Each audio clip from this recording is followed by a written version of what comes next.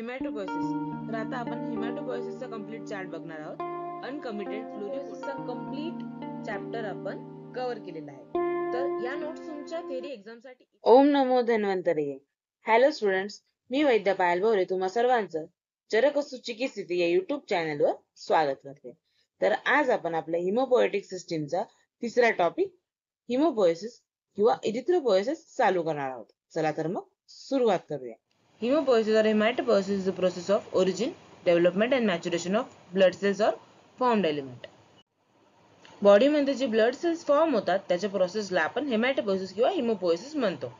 Erythropoiesis is a process of origin, development and maturation of erythrocytes. आपल्या RBC ज्या प्रोसेसद्वारे form होतात त्याला erythropoiesis असे नाव आहे.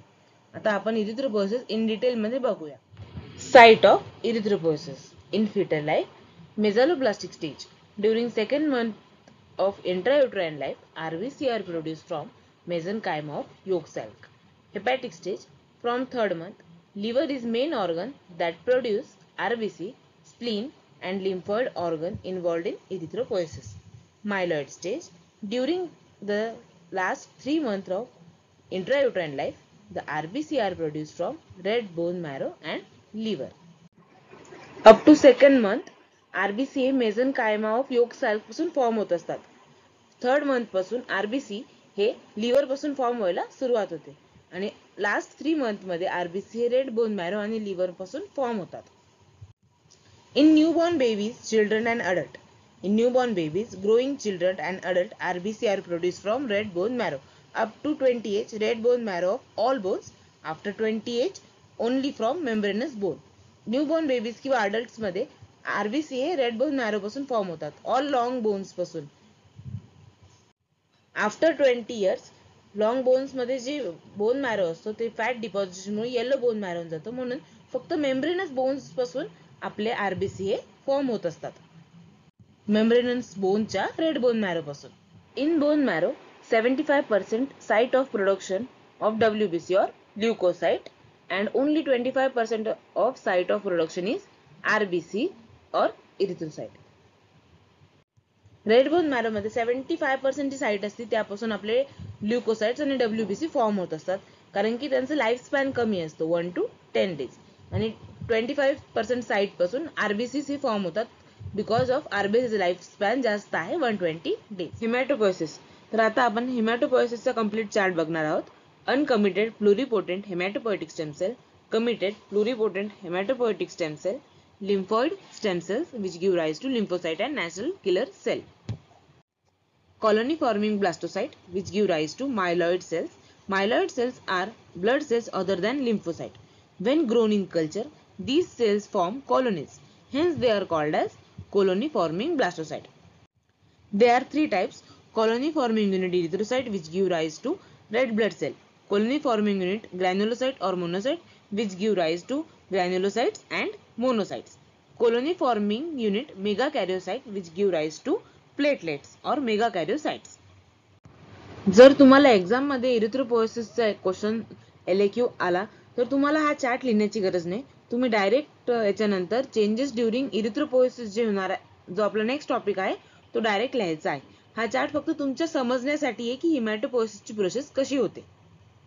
चला तर आता आपण आपला नेक्स्ट टॉपिक बघूया, changes during erythropoiesis. Changes during erythropoiesis. First change होतो reduction in size of cell from diameter 25 to 7.2 micrometer. Second is deappearance of nucleoli and nucleus. Third is appearance of hemoglobin. Fourth is change in staining property of cytoplasm. तर इरिथ्रोपोएसिसच्या प्रत्येक stage मध्ये काही changes होतात. तर first change असतो त्याच्या सेलच्या size मध्ये रिडक्शन होते.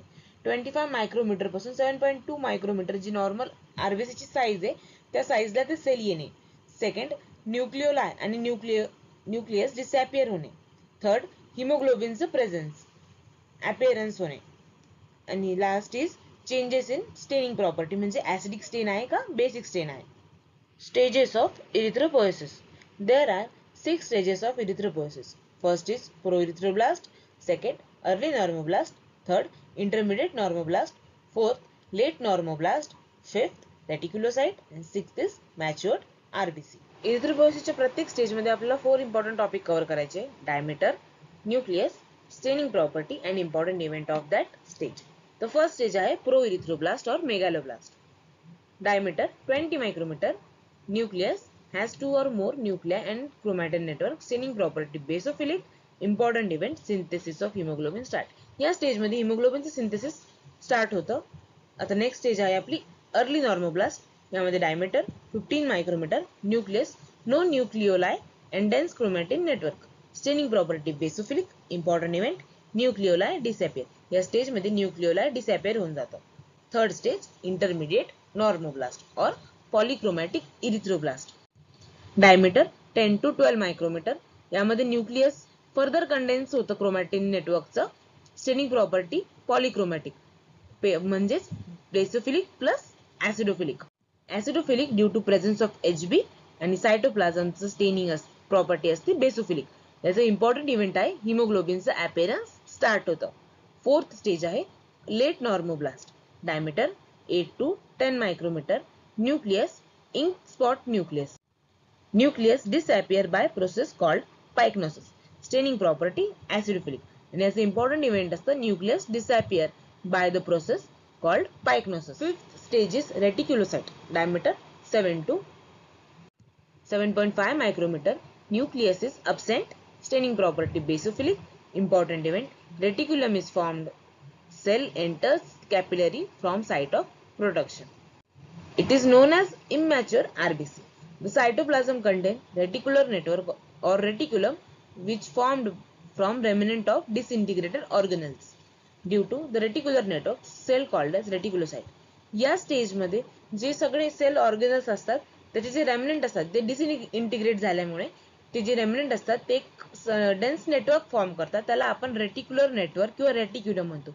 आणि त्या नेटवर्कमुळे या स्टेजच्या सेलला आपण रेटिक्युलोसाइट असं म्हणतो. तर सिक्स्थ स्टेज आहे आपली matured RBC. Diameter 7.2 micrometre. Nucleus absent. Staining property acidophilic. Important event reticulum disappear and cell contain biconcavity. Sixth stage आपली आहे मॅच्युअर्ड आरबीसी. याच्यामध्ये फॉर्म होऊन जातं कम्प्लिटली. न्यूक्लियस अब्सेंट असतं. स्टेनिंग प्रॉपर्टी असते ऍसिडोफिलिक आणि सेल त्याची बायकॉन्केव्ह जो शेप असतो आरबीसीचा ते अटेंड करतं. नेक्स्ट आपण बघणार आहोत factors necessary for erythropoiesis. Stimulating factor. First is hypoxia. Reduce availability of oxygen to tissue. जेव्हा बॉडीमध्ये ऑक्सिजनची लेवल कमी होऊन जाते त्या कंडिशनला आपण हायपॉक्सिया म्हणतो. Second is erythropoietin. Erythrocyte stimulating factor. Hormone secreted by kidney. Erythropoietin हे हॉर्मोन किडनी सिक्रेट करते जी इरिथ्रोसाइट स्टिम्युलेटिंग फॅक्टर आपण त्याला म्हणतो. Third is thyroxine. Accelerate the process of erythropoiesis. Fourth, hematopoietic growth factor. Growth inducers are the interleukin and stem cell factor. Next is vitamins. Vitamins necessary for erythropoiesis process.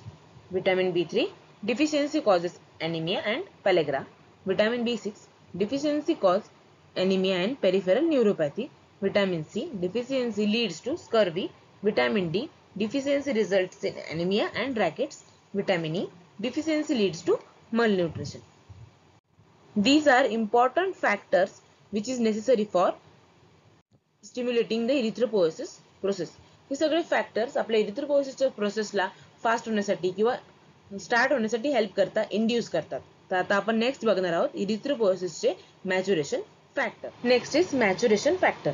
First is vitamin B12 called extrinsic factor since it is mostly obtained from diet. Vitamin B12 आपण फक्त diet मधूनच obtain करू शकतो. Vitamin B12 is very crucial for erythropoiesis. It is essential for the DNA synthesis needed in erythroblast for the proliferation and maturation of the RBC. Vitamin B12 हे आरबीसीच्या proliferation आणि maturation साठी सगळ्यात important factor आहे. Next factor आहे intrinsic factor of Castle produce by parietal cell of gastric gland essential for absorption of vitamin B12. Third is folic acid required for synthesis of DNA. तर आता आपण आपला इरिथ्रोपोएसिसचा complete chapter आपण cover केलेला आहे. तर या नोट्स तुमच्या थेरी एक्झाम साठी इनफ आहेत. तुम्ही जर इरिथ्रोपोएसिस हा क्वेश्चन तुमच्या थेरी एक्झामला आला तर ह्याच नोट्स तुम्ही लिहू शकतात. जास्त पण लिहायचं नसतं कारण की आपल्याला काय लिहायचं यापेक्षा आधी काय नाही लिहायचं ही जास्त माहिती असलं पाहिजे. कारण की आपण एक्झाम मध्ये जर खूप लिहित बसलो तर बाकीच्या क्वेश्चन्सला टाइम मिळत नाही, जे इम्पॉर्टंट क्वेश्चन असतात, लेंथी क्वेश्चन असतात. त्यामुळे या नोट्स इनफ आहे. यामध्ये तुम्हाला जर काही ऍडिशनल ऍड करायचं असेल तर ते तुम्ही करू शकतात, but this notes are enough for your theory. तुम्हाला हा टॉपिक कळाला असेल अशी मी अपेक्षा करते आणि आपण आता नेक्स्ट लेक्चर मध्ये आपला नेक्स्ट टॉपिक बघणार. तर आपला नेक्स्ट टॉपिक आहे blood group. Thanks for watching मी. नेक्स्ट टॉपिक ब्लड ग्रुपच्या नोटिफिकेशनसाठी please like, share and subscribe. Ayurveda is key to health.